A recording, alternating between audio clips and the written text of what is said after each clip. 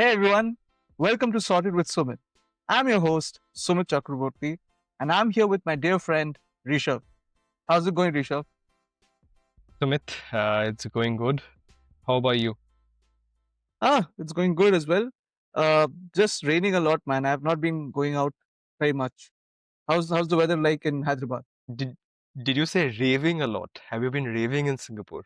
I wish, but no, it's raining a lot. It's raining like Raining a crazy. lot. Like winters here Okay. in Singapore Mm-hmm. is very weird. It rains a lot. That's like the rainy season. So starting November through February, it just rains every single day. So if you have any plans, and especially because this is the holiday season, right? It's very hard to make plans and execute because the weather is crazy. It rains all the time. So yeah, I've not been going out. How's it going in Hyderabad? Hyderabad is it's like very hot and in the mornings and in the during the afternoons the wind starts kicking in just like in Pune or like in Bangalore through on the riverside on the seaside, and then it gets cold. It's nice. It's nice. It's actually very comfortable. It's nothing too extreme of any sort. Just that the heat is a little bit different from what I'm used to being in Calcutta. It's humid heat. It's not dry heat. The heat here is very dry. Yeah. That's what I have been adjusting to. It's a new city. How has the change been for you when moving from Kolkata to Singapore? Since we both hail from the same city and the Oh, same school. the change has been great. I would say it's a welcome change. It's a much needed change. I'm not talking about the political situation in West Bengal right now, but but it was definitely a great experience moving into the new country. It's been almost 4 years now that I've been in Singapore, but I've loved every single moment of it. Of course, there is a lot of challenges involved when you're shifting places. I'm sure the fact that you moved from Calcutta to Hyderabad had its own challenges, but definitely it's an experience worth having, and I think that is how we have reached this point in our lives where we are starting this YouTube channel and this podcast series where we are trying to help similar people who are going through that phase in their lives, especially in their early 20s, right?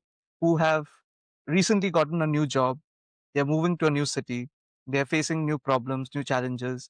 How to navigate that? Maybe that is the reason why I basically want to start this series with you, and I want to guide the younger folks who are yet to experience what we already have. So yeah, that's the idea. What do you think?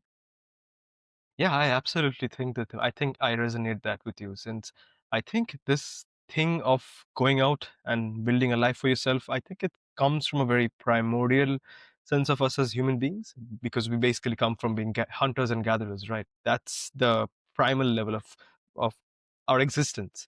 And I think with the way life has been evolving more like lately in this day and age, we have everything just handed to ourselves.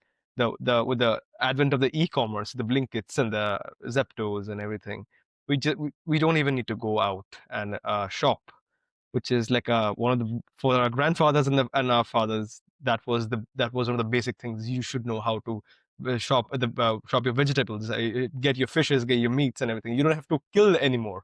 But I think that is what brings forth this thing in our mind from the neurological level that we don't have to do that anymore. It's easy. It's we don't have to go out and hunt and do anymore. And I think that's what's required. And when you do that, you see the sense of gratification and the sense of confidence that you get out of that. It's very different, and the results you see your life change. It's as simple as that. How Definitely, do you think I about that? absolutely, yeah, I absolutely agree with you. Um, the idea is to basically find yourself, right? And a lot of current in social media or the current conversation that happens around exploration and finding out yourself is to basically go on a trip. But I would say going on a trip is very temporary. Basically, you're spending money, you're going out, you're exploring. Of course, that is important. I wouldn't say it's not, but you truly find yourself when you actually move out of your house, you don't have that protection, that sense of comfort. You're not in your comfort zone anymore. You face challenges, you overcome them. And that is where you find your true self, right? What your strengths are, what your weaknesses are, right? What are the things? How do you cope with stress? Because stress is bound to come, right? All of us will experience different kinds of stress in our lives. But it's not our external situation that matters. It's how we react to them, right? And it's only when you put yourself in that uncomfortable position of a new city, new people, new customs, new language, it's only then you truly realize what you're capable of. And I would say, like, all the challenges that I've overcome has made me a much more confident person. It has made me a lot more, how do I put this? It has made me more comfortable in my own skin because I know what I've come through, right? And I know what my current situation is, where I'm headed. So yeah, it's been a great journey. And I wish that everyone gets to experience it at some point, especially in the younger ages, right? So why do you think this podcast will help people? I think it will help people in the sense that being in the homes, being in the comfort zone, has on a massive level killed the creativity, the intelligence, the brazenness that comes with of human beings naturally. I think the way to navigate around that in this day and age is very, very different compared to the days of our forefathers. I think, and that's what we have done. We have come out of our own cities. You are in Singapore, I'm in Hyderabad, uh, and it has definitely not been easy for the both of us. We have both different journeys. I think when we share that with the people, with everyone, that will definitely and genuinely help people to get where they want to get to. Because Yeah, I'm sure, I mean, being there myself, I have not been satisfied myself. A lot of people shared that fact, shared that feeling, and not being satisfied and not being able to do something about it makes you helpless. That's a formula for helplessness. Yeah, I think we can definitely solve that problem, help people because we have found our own ways to our own destinations to where we are right now. And yeah, I think we can definitely bring value to people's lives when it comes to going to going and exploring their countries, the world, and finding who they are, like you said it. yep, yep, I agree. And especially I have seen that young people nowadays are quite confused, right? Because on one hand they are being told that they need to get rich quick, so there's Uh, this tendency to get into all sorts of betting apps and you know what, right? Lots of fake cryptocurrencies and all that stuff, because young people want and have that desire to get everything in their life. But the path to that is actually not through some get rich quick scheme, right? They need to realize this, number one. And I feel like, on the other hand, they are also being told to get loans and stuff, right? Which is buy now, pay later. So a lot of young people are getting under a lot of debt, which is going to hurt them down the line. And I'm seeing this problem quite rampant in society, right? Be it in Singapore or maybe in India. So I realized that, okay, I never had a big brother who was telling me something. I never had an elder sister or an elder brother who was guiding me, but I have come through life, or I have handled all these challenges, I've overcome them, and I'm at a position in my life where I can actually give advice that might be quite useful to a lot of people, right? So that's the idea behind this channel, where I would really want to help the Indian young population, the Indian youth, because I was one of them. And maybe I am not that old, but still I would consider myself as a bit experienced, where I can actually guide the much younger people who might be in their colleges or who are just starting their first job. So, yeah, that is the idea behind uh, the channel. I want to really, really reach out to these young people and tell them that, yes, you can have it all. But the path to that needs hard work, needs discipline, right? And it needs a very, very planned yet stable approach in your life, right? So that's the idea of starting this podcast. And yeah, as you said, I'm in Singapore, you're in Hyderabad. We bring in two different perspectives, right? You have moved from the city of Calcutta to Hyderabad, so you understand what the challenges are, what the problems are in shifting cities within India. I moved to Singapore at the age of 23, and I graduated from India. I studied in Calcutta itself, engineering college. And after I got my degree in computer science engineering, I moved to Singapore, right? So I was very young. I am still young, but I don't feel young. But yeah, it was one hell of a journey the last 4 years, I would say, and it still continues. But that's the idea. So Yeah. So uh, what do you think like when it comes to the mindset of like when growing up through life through in your early 20s, what changes in mindset did you want did you had to have when you wanted to go out? What were yeah, those for you? that's a very good question, actually, Rishabh. Basically, my father is a physician, right? So all my life, I would say, right till the end of my 12th grade, I always thought that I'm going to become a doctor, right? Because I was surrounded by my father's friends who were all doctors. I definitely looked up to all of them, including my father.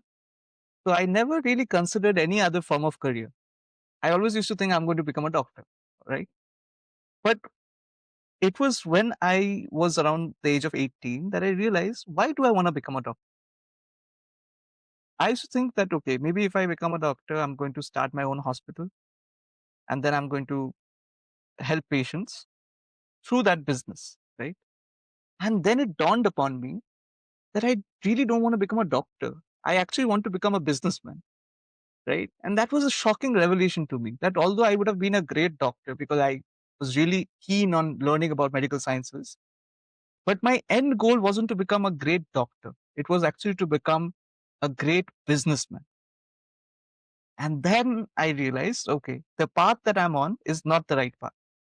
Because you see, doctors have a very different uh, way of life. They have to study for 10, 15 years just to get ready to join the workforce, right? And that is the time I cannot afford to spend on just studying if I want to have a great business, right? At some point, I realized that it would be much more beneficial to actually join the workforce sooner, develop that experience, and maybe down the line, if I get that opportunity, I can start some venture of mine or something like that, right? So then I had to change my plans. Then becoming a doctor was no longer an option to me. And as you know, in India, they say that if you because I wanted to get into commerce, right? I wanted to quit sciences, get into commerce, probably get an MBA down the line. So I told my parents that I want to study BCom. But my parents, I think there's a stand-up comedian who cracked that joke. He said that once parents believe that if you study BCom, you don't become anything. So, so That's a good one, that actually. yeah, so that's the mentality that my parents had. I don't condone it, but they didn't understand because nobody in my family had ever studied commerce. So then the only option that I was left with was engineering, right? And fortunately or unfortunately, engineering is what opened a lot of doors for me. And after I completed my degree in computer science engineering, I joined an Indian company, Cognizant, where I was working. I worked for like 9 months, but I was always interested to move out. And the reason behind that was very simple. While working for Cognizant, I had a client who is a big food and beverage conglomerate, without taking any names, right? I think all of us know which conglomerate I'm talking about. If you eat chips and if you drink soda, you know that conglomerate. So I was working as a tech developer for them. And I realized that my company was charging them thousands of dollars every year for that project, whereas I was getting a very, very small amount in INR. And that is when it clicked that, okay, the labor that I'm putting in, the hard work that I'm doing, the value that I'm getting out of that labor is very, very little, because these companies are structured in such a way that they earn in dollars and they spend in rupees. So they have a huge currency arbitrage, and they don't have to pay as much. Then that switch happened in me where I was like, okay, if I'm already doing a great job, my client is very happy with me. Why don't I just join my client? Why do I need to stay in India? And as a fresher, leaving India is very tough. We all know about it. So what did I do? I just applied, and I was always interested in finance and I was always interested in technology. I thought, okay, let me see if I can get a job which has the fusion of the best of both worlds. Then I came across the company that I'm currently associated with. It's a fantastic company. Uh, I thoroughly enjoy working for this company, and it has given me that exposure, the right exposure that I wanted, where I'm exposed to the financial world, and I can leverage my technology skills to assist clients who are the banks, right? The banks, the hedge funds, the asset managers. So yeah, that switch happened because of multiple reasons, right? You saw how I wanted to become a doctor first. That did not work out. Then I studied engineering. I wasn't sure what to do. And then after I joined the workforce, then it opened my eyes. Okay, what is the landscape like? What are the opportunities that I can take? And I just took that. Yeah, that's great actually. Yeah, I think it's all a part of growing up, isn't it? I mean, responsibility, taking up responsibility, being in the job as a fresher, it's all new. When it comes to taking up responsibility and accountability, people generally, when they're new, they don't know the difference between responsibility and accountability. And growing up, that's a huge challenge. Knowing how to do that, especially in the workplace. That's been my experience, and I think the mindset that you just mentioned, in an essence, I think it's about uh, not being satisfied. It's about the things that I have, amount that I'm getting paid for the service that I'm offering. It's not enough. I can earn more. I definitely value myself more than this, and I think that's one change in mindset that drives the growth for both of us, honestly. And yeah, I think the way to do it is I think what people fail to grasp, and that's one heck of a difficulty for them, for everyone, because as ambitious as we are, I mean, everyone can say that they are ambitious, but at the end of the day, it's about executing what you just said. You realized that you did not want to become a doctor. That realization is very, very key to taking the first step towards the right direction. What do you think? I definitely agree that the step to self improvement, the step to achieve success of any sort, starts with becoming aware of your own self, Self-realization right? starts. That's where it I starts. think Yeah, a lot of people don't do that.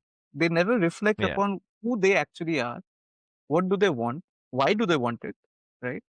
A Mm, lot of the mm, things that people think that they want is mimetic, right? The idea of the mimetic desire, where you are simply copying someone else because someone else is driving a Lamborghini or a Ferrari mm, and mm, they mm, seem to be very successful. Now you want a Lamborghini. But I think we should stop at that point and ask ourselves, do I even want a Lamborghini? Is it something that I would be happy with? Maybe I would just be amazingly happy with an SUV because my roads are not good near my house to my workplace. Maybe the SUV is a much better choice. But a lot of us, and especially young people, they follow what others are doing and they compare themselves with others and they choose what the best option is. But I think that is not the right way to approach life because it makes it a lot harder for you because maybe you're not skilled in those areas. Maybe you are not talented. Maybe you don't have the knack for it. But maybe there's something else which you are so good at that you don't even realize. You don't even realize what your strengths are. And I think I would blame the education system on this quite a lot because throughout our education journey, and I think you'll agree as well, We have been told to excel in all subjects, right? Do well in all subjects. But life is not like that. Not all of us are going to excel in everything. There's some areas which we are exceptionally good at, and maybe the others we are just average, right? The key to life is to find out those exceptional fields where we are good at and where our interest lies. And if we can find that as soon as possible in our lives, I think Mhm. life gets a lot more fun. It gets a lot more easy, and you enjoy the fruits of your labor a lot sooner than you would do later on down the line. So, yeah, I agree. And not being in the It, comfort zone. yeah, You've left your city, right? You've left your comfort zone. What has been your yeah. experience like? My experience was that, I mean, a little bit of my backstory is like I used to be a gamer, like a full-on gamer. I used to most of my lockdown and most of my childhood teenage days have been spent in front of a computer playing games, which I still love playing games. But the thing that I realized later in life is that, well, certainly I did want to become a professional gamer. I realized that I am not in the right country for it, to be very honest. Maybe in another life, but that's one acceptance that I did come to face with, to be honest. Yeah, so the change for me has been huge, drastic. Like, I realized I don't have a lot of the social skills that people generally have who haven't been sitting in front of computers the entirety of the teenage. They have a lot of social skills. They can network much more easily and much more smoothly than I can. And and when I came into this life, uh, when you are in a new city, separate, like completely alone, you need skills to survive, as I'm sure you are aware. Yeah, You don't have anyone doing things for you. That's when that's like, you learn by the trial of fire. You do things, they fail. There is no option. You gotta try it again, because let's take, for example, if you want to look for accommodation. When I was looking for accommodation when I was new, I did not have a place to stay. I did have a place to stay for the first week initially. My cousin brother, he was here. I was lucky enough for that. A lot of people do not have that, and I did not take it for granted. I went out and I looked for PGs and flats where I could move to, because I knew that this was temporary. I had given myself a 1 week timeline. And when I did, I realized, you know what? I have 1 week. No matter how many times I fail or when I have to find a PG, uh, I have to go back and do it again. So I just walked down the street, and I was lucky. Yeah, and I asked everyone, like security people and everyone. I was lucky. One of the security people actually, fortunately, had a card of the literally opposite building, opposite society. They had a PG open, and I saw it. I visited. And I was like, yeah, this works fine for a temporary basis, and I moved in on the very yeah, next day. So yeah, I think that it has been very, very challenging for me. And yeah, the thing is, what I realized is that people thinking about it, they back out, they back away, because humans have been tuned in this day and age to not do hard things, the things that are yes, harder relatively. yeah. And so yeah, that's, So I think, when what you're it is so about. used to comfortable, everything Mm, coming through your phone, you just order and everything yeah, is there in 5 minutes. yeah, Everything seems like a hard job, right? yeah, Everything seems yeah, relatively hard. So yeah, I understand yeah, what you're yeah, saying. exactly. Yeah.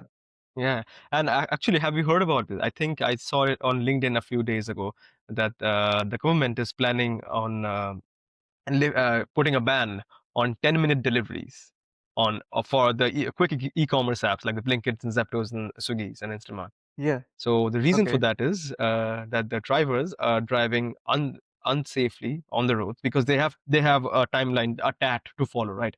Yeah. 5, 10 minutes, whatever is displayed on the app. So they are doing it, and they are making the roads unsafe for everyone because it's a shared road, right? And that's one of the reasons they are stopping this under 10-minute delivery. I think that's good, because with this, I think that it has a two-way application to it. So one of the aspects of it is definitely the traffic. The other aspect of it is this quick dopamine, this thing of that I am just ordering, and right now I'm getting the delivery. I don't have to do anything. I just want it. I got it. That's it. Finish. No, I mean that Yeah. the wait, the wait that you have to do. People are getting impatient when it comes to having to wait as well. That's one of that's such a that's that I think that talks volumes about our generation and what has happened to the attention span of the human beings in general, overall. What do you Yeah. think? How does that impact us from day to day lives? Right now, I'm battling with attention span issues, right? I think we And both I are. would yeah, the complete blame for it lies with YouTube Shorts. Let me tell you. Okay, Yeah. I don't use Instagram that often, but Mm, I'm pretty sure there are quite a few people who are addicted to Instagram Reels. But to me, YouTube keeps pushing shorts, and I realize that okay, mm, this is a challenge, right? Because once you start mm, with that, it's so mm. hard to recognize that you keep swiping, you keep watching these short videos, and it just wrecks your brain, right? And I Yeah. completely understand that young people are facing all these issues because of Mm, the decisions that certain companies are taking, which might not be helpful in the long run. And I think we as a society need to ask these questions to ourselves. Is this really something that I need? Is this helping my life in mm. some way? And Yeah. the quick dopamine addiction, that is a real problem. And but I would like to go back to the quick commerce and the quick delivery thing that you just mentioned, right? I can tell you for a fact that in Singapore, if I order something after 9 p.m., right, the chances of it coming within an hour is very low, right? This was a huge culture shock to me, right? When I came here, I used to have my dinner at around 10 o'clock, 11 o'clock in India, right?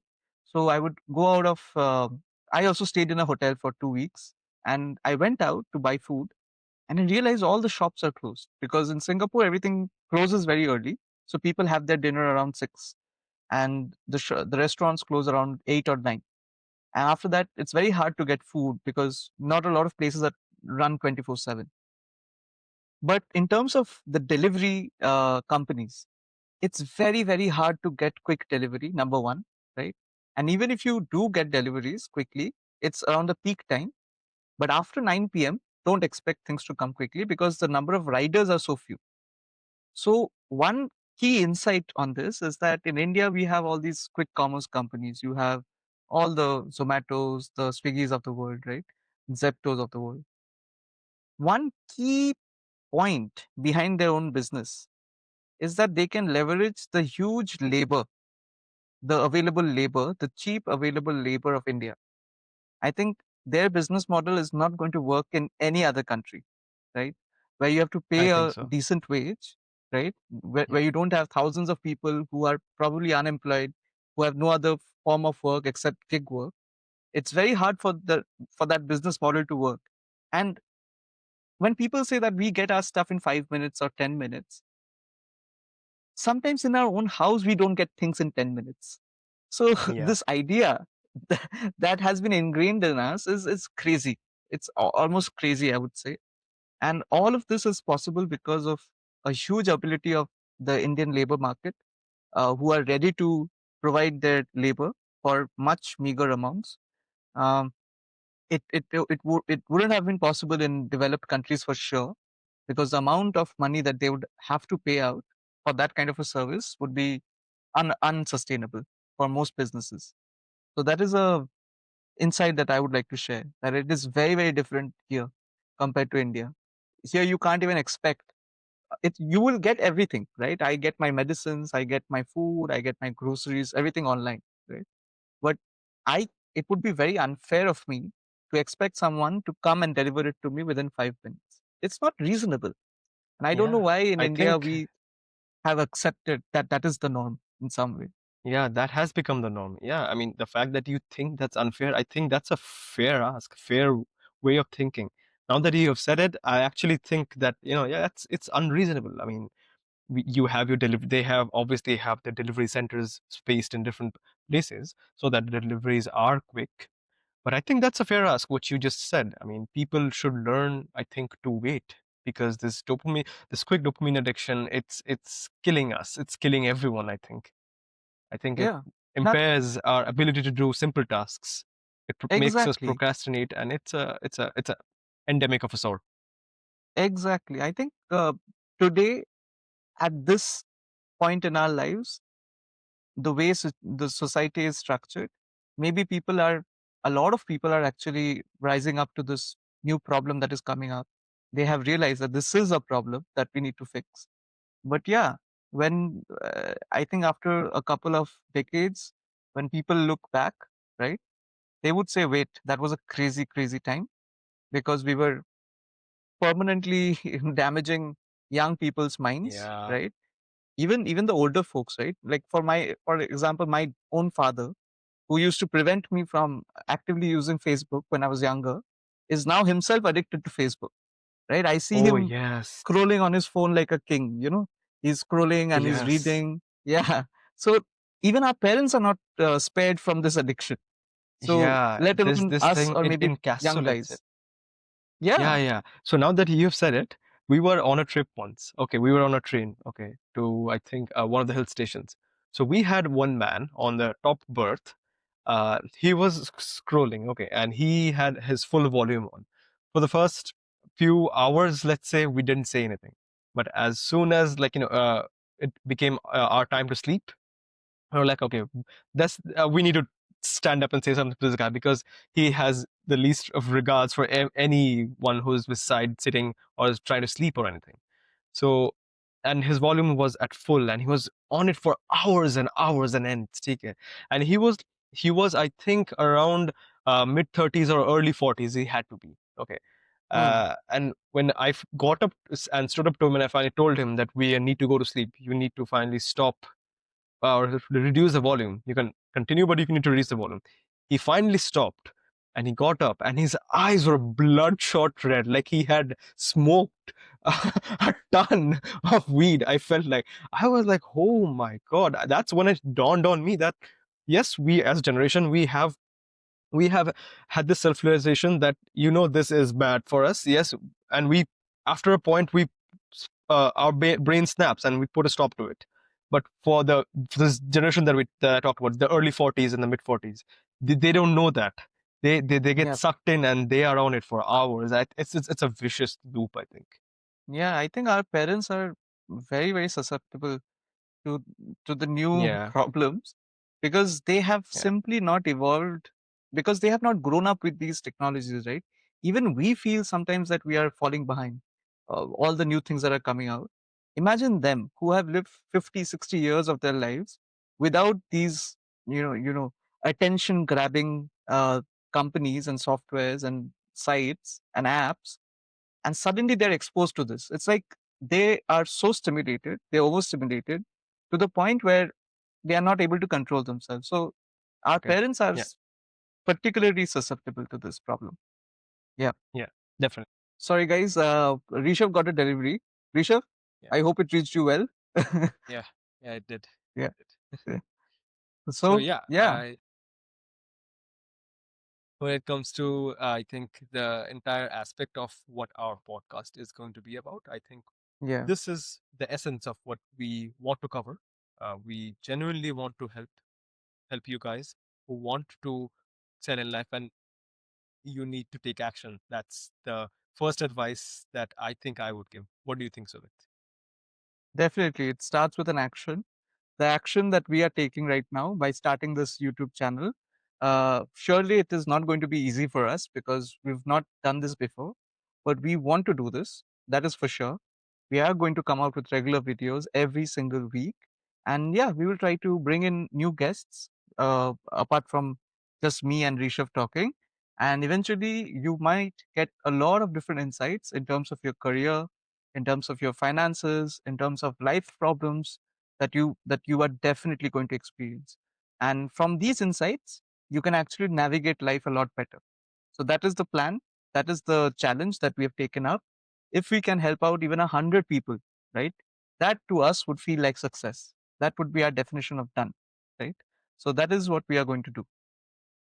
So that brings us to the end of the episode. Tell us what you think about it. Tell me how you felt about our insights and if it was helping you. And join us this movement is nothing without our newfound friends and audience. So please like, share, and subscribe our channel so that you can help out your fellow mates who are in the similar journey in your life, right? And Rishav, would you like to end? Yeah, I think that should be it for from our side for this episode. This is the first episode and first of many to come, hopefully. And we look forward to learning new things with you guys. And I hope that you learn things from us as well. Yep. All right.